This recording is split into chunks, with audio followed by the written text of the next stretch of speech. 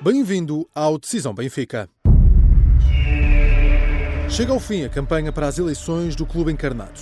Pela primeira vez, esta eleição foi para a segunda volta e depois de várias semanas de apresentação de ideias, de entrevistas, debates e visitas a casas do Benfica, chega agora a votação final. Este sábado, os sócios do Benfica são novamente chamados às urnas para escolherem a direção e os restantes órgãos sociais. O último dia de campanha acontece depois de um quente debate entre Rui Costa e João Noronha Lopes. Os dois candidatos mostraram-se irritados e o frente a frente acabou de forma ruidosa. Será que alguém ganhou votos? Também em véspera da derradeira votação, foram divulgadas sondagens que apontam para uma vitória confortável de Rui Costa. A marcar o dia, a informação de que, para o livro do Guinness, o recorde mundial de maior número de votantes num ato eleitoral de clubes, que foi alcançado no passado dia 25 de outubro, não conta, pelo menos para este livro. Para o livro do recorde do Guinness, a votação só conta se alguém for eleito. E, portanto, o Benfica reforça o apelo para que os sócios votem este sábado. Eu sou o Miguel Cordeiro e nos próximos minutos converso com o Bruno Roseiro, editor de Desporto do Observador. Este é o Decisão Benfica.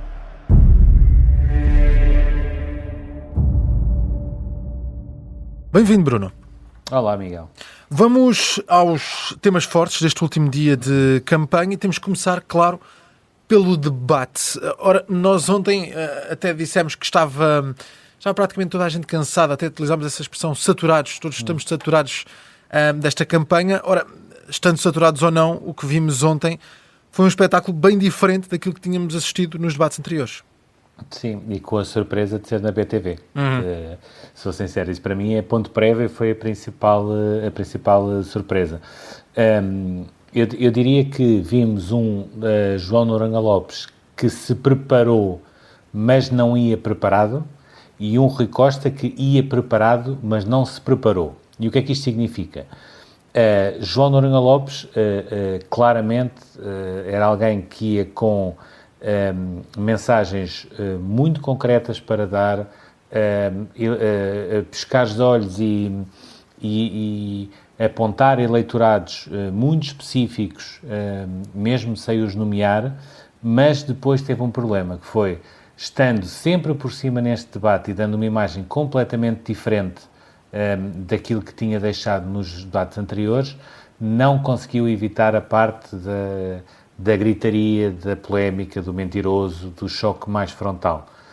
E provavelmente, se ele tivesse conseguido, era isso que tinha evitado, porque tudo o resto, eu diria que foi essa estratégia, foi uma estratégia quase perfeita. E daí eu dizer que ele não ia preparado. Para quê?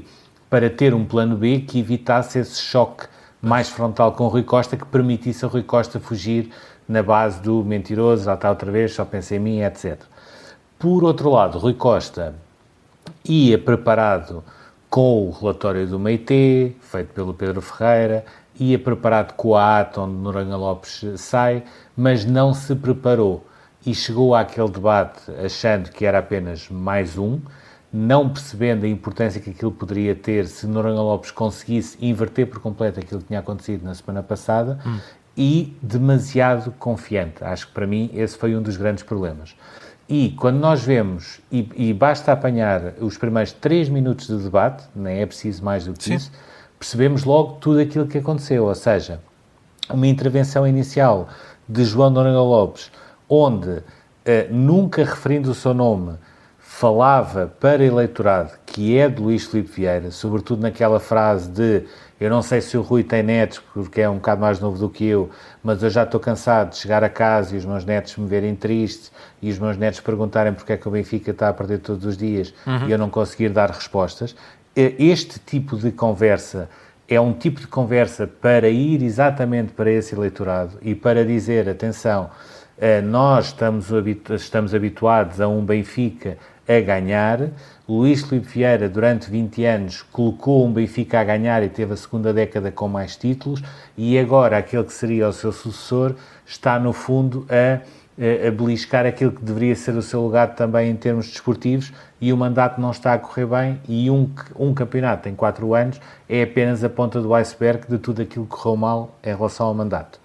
Posteriormente, a seguir a essa intervenção de Noronha Lopes, que basicamente apontou factos, ou seja, quando ele diz gastou 130 milhões, 0 pontos na Liga dos Campeões, 4 anos, 1 campeonato e 3 títulos. Noronha Lopes falou em factos, mas Rui Costa, automaticamente, depois dessa intervenção inicial, aquilo que disse foi, ok, já percebemos o que é que este senhor, para ele, o que é a campanha. A campanha é basicamente falar do Rui. Quando há sempre essa posição, que é um bocadinho ingrata, mas tem dois lados, que é o incumbente numa eleição destas está sempre em vantagem, porque no fundo tem a máquina do seu lado, mas por outro, o incumbente é de uma forma inevitável sempre o alvo de qualquer adversário que ambiciona a mudança. E portanto é normal ser só o Rui, porque foi o Rui que esteve no último mandato no Benfica. Sim. Portanto, a partir daí, eu diria que a tónica do debate foi sempre essa. João Noronha Lopes, naquilo que aparentemente no início poderia ser uma estratégia quase kamikaze de perdido por 1, perdido por 1000, vai tudo à frente, eu diria que foi extremamente inteligente na maneira como foi ao choque com o Rui Costa, e as intervenções que teve, os assuntos que preparou, todas as frases que foi dizendo, todas elas foram preparadas, e não foi a mesma coisa do que tinha acontecido nas interações com Rui Costa, sobretudo no debate a 6 na BTV. Não teve nada a ver quando nós vemos aquilo que ele disse e aquilo para onde ele estava a apontar, mas ainda assim teve o problema de deixar resvalar muitas vezes o debate para essa parte de não me chama mentiroso, mas isso é mentira, e aí Rui Costa acaba por sair sempre em vantagem. Porquê? Porque aquilo que a maioria silenciosa de sócios do Benfica disse na primeira volta foi, independentemente daquilo que possa ter sido o mandato, nós não gostamos de rupturas abruptas, nós respeitamos os nossos filhos pródigos e, independentemente de tudo, ainda damos um voto de confiança a Rui Costa. E, portanto, foi essa linha muito estreita que Noronha Lopes foi tentando nunca cruzar.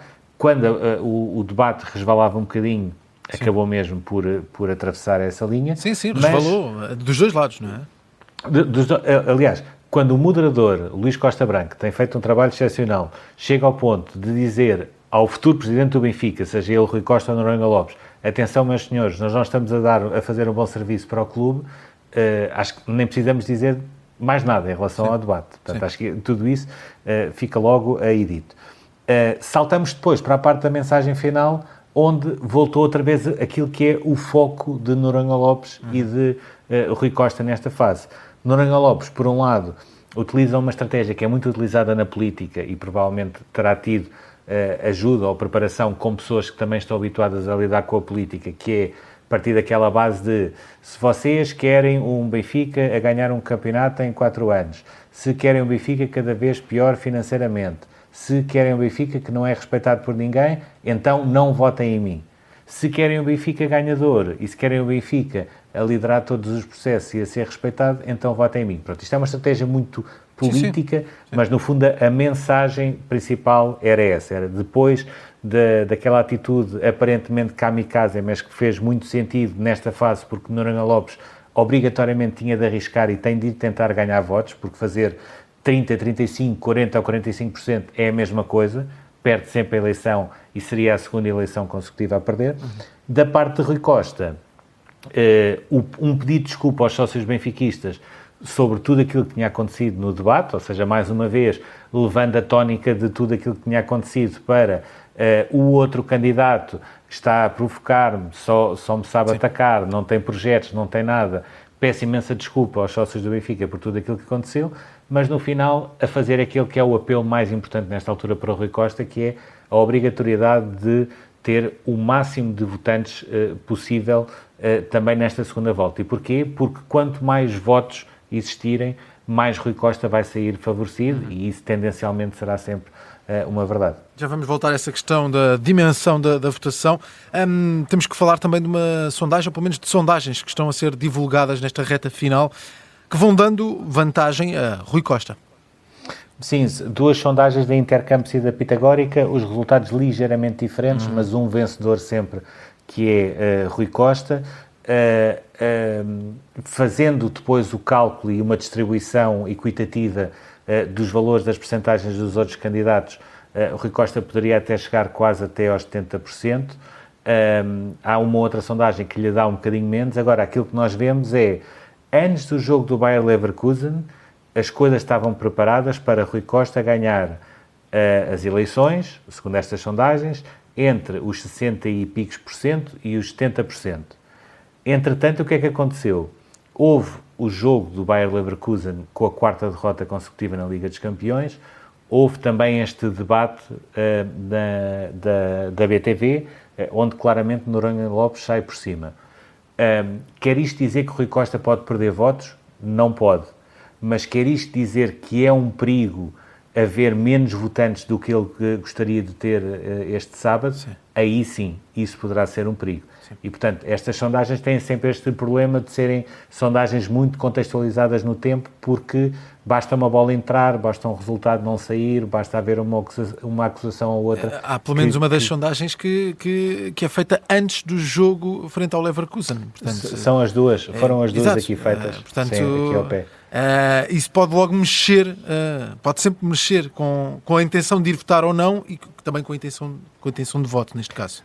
Sim, claro, ou seja, eu não me parece, sinceramente, que na quarta-feira quem votou, que agora, hoje, sexta-feira, diga, não, olha, eu disse que votava em A, mas afinal eu vou votar em B. Sim, claro. Não parece que isso vai acontecer. Aquilo que pode acontecer é, quem disse que vai votar em A, não gostou do jogo do Leverkusen, não gostou da maneira como correu o debate e diz, epá, eu não estou para votar nem com A nem com B, eu não quero é isto. Pois. Esse é o risco que pode acontecer. Depois há aqui um outro pormenor também curioso e que baliza muito naquilo que nós temos vindo a falar esta semana. O voto mais velho tendencialmente vai para Rui Costa, o voto mais novo tendencialmente vai para Noronha Lopes. Aliás, esta sexta-feira vamos ter um especial exatamente a analisar apenas os números da primeira volta para explicar aquilo que foi a campanha da segunda volta e que mostra exatamente isso, ou seja, Rui Costa tem um peso em termos de voto eleitorado mais velho que lhe permite ter sempre uma folga grande, porque certo, o número de votantes de Noronha Lopes para lá chegar terá sempre de ser maior. Falemos rapidamente de José Mourinho, que não vai fazer a antevisão ao jogo com o Casa Pia. Normalmente a antevisão é feita no dia antes, portanto seria amanhã sábado, seria este sábado a conferência de imprensa da antevisão ao jogo com o Casa Pia. Foi desmarcada, alegadamente por causa das eleições, ou não é bem assim, Bruno? Eu sinceramente não acredito que tenha a ver com as eleições, por uma razão muito óbvia. Há várias maneiras de fugir às eleições. O Benfica está no Seixal, vai treinar no Seixal. Há também, e isso já aconteceu, a possibilidade de o responsável de imprensa do Benfica dizer, atenção, escusam de fazer perguntas sobre eleições que José Mourinho não vai responder. Havia também a possibilidade de José Mourinho, logo na primeira pergunta da conferência, dizer, eu sobre eleições fui votar, ponto final, não vou dizer mais nada. Parece-me que sim, é que Mourinho encontra aqui também uma espécie de um subterfúgio para ter tempo para respirar, focar-se apenas na equipa e fugir àquilo que é um desgaste também enorme para o treinador. É que quando nós começamos a ver entre conferências antes dos jogos, conferências depois dos jogos, zonas mistas, entrevistas rápidas no relevado, etc., começa a ser muita exposição e Mourinho também aproveita, como bom conhecedor do futebol, aproveita também este subterfúgio para poder trabalhar descansado a equipa para o jogo com o Casa Pia e a seguir ao jogo com o Casa Pia poder falar sobre aquilo que aconteceu nas eleições. Para fechar, voltemos aos números. Há uma informação que vai marcando também este dia, o último dia de campanha para as eleições do Benfica.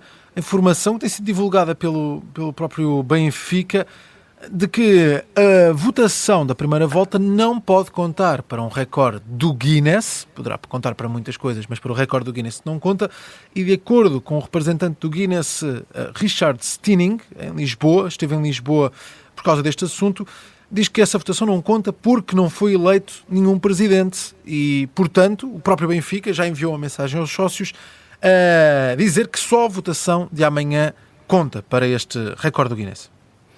É algo que acaba por jogar novamente a favor de Rui Costa, ou seja, depois dos apelos do tentar chegar aos 100 mil votos, apelar tanto ao voto, haver agora mais esse brinde, digamos assim, de atenção, o primeiro recorde não foi homologado, vamos fazer igual ou melhor para o mesmo ser homologado, não poderia ter caído melhor, sendo que o Rui Costa também já tinha falado nisso do debate, ou seja, já tinha falado na questão do Guinness. Portanto, agora, a minha dúvida é se isso é suficiente para as pessoas irem votar em massa, como aconteceu na segunda volta. E parece-me que o facto de haver só 2 candidatos, o facto de a campanha na segunda volta, ou para a segunda volta das eleições, ter sido muito mais morna até este debate da BTV.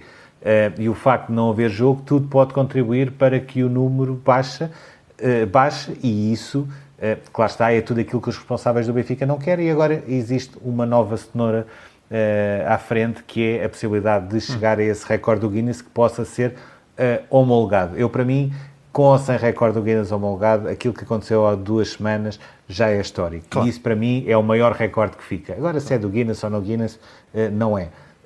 Admito, é que é uma coisa que poderá ajudar a mobilizar ainda mais pessoas a irem votar este sábado, sim. Na comunicação do Benfica aos sócios é dito também que serão apenas 30 minutos de tempo máximo de espera, e dizem isso nessa comunicação aos sócios, tudo para tentar levar o maior número de eleitores, de sócios, esta votação. Bruno, está feita esta decisão Benfica, foram praticamente 4 semanas a analisar a campanha rumo a este momento decisivo. A segunda volta das eleições são este sábado, as urnas abrem às 8 da manhã, fecham às 10 da noite. Um abraço, Bruno. Adeus, Miguel.